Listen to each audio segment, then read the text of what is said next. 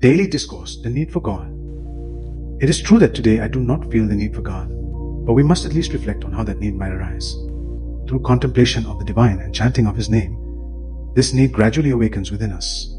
The need should be so intense that even food and water lose their sweetness in comparison. Just as a greater fire requires a stronger flow of water, the stronger our attachment to the body, the more intensely we must chant the Lord's name. One should not stop chanting simply because there is no immediate love for it. When one falls into water, they eventually learn to swim. Even if one has not yet reached Kashi, the sacred city, they should at least express the desire to go there. Similarly, even if we do not feel love for the divine name, we should keep repeating that love exists in the name. A firm belief that there is no greater truth or spiritual path than the name leads to an inner compulsion to chant it continuously. Over time, through repetition and association, love for it naturally arises.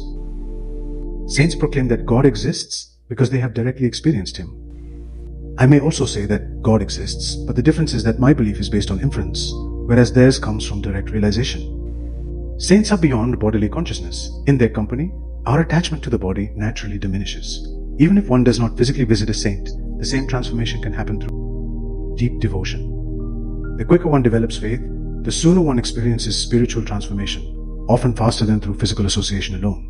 It is our own faith that gives sanctity to holy places, deities, and gurus. If we visit a sacred place with the faith that bathing there will cleanse us of our sins, then it will indeed have that effect. Otherwise, the water remains just ordinary water. In essence, everything depends on our faith.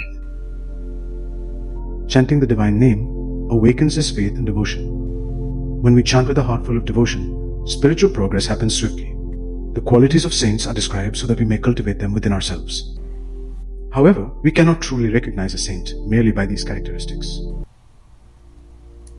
To understand a saint, one must become a saint. For a worldly person trying to recognize a saint, they should observe what effect the saint's presence has on them.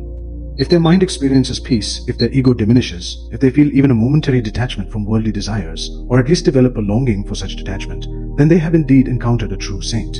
A saint sees God in all beings and experiences unity with all creation. Because of this oneness, they love all without discrimination. To love all means to act selflessly and do what is right for the benefit of all. We, on the other hand, see our own only in a few people and do not extend this feeling to all, which creates a sense of duality. Since saints have dissolved their ego, they experience oneness with the entire universe. They perceive God in all things, and their love is pure and unconditional. Above all, we must interact with everyone with the utmost love, sincere and selfless love.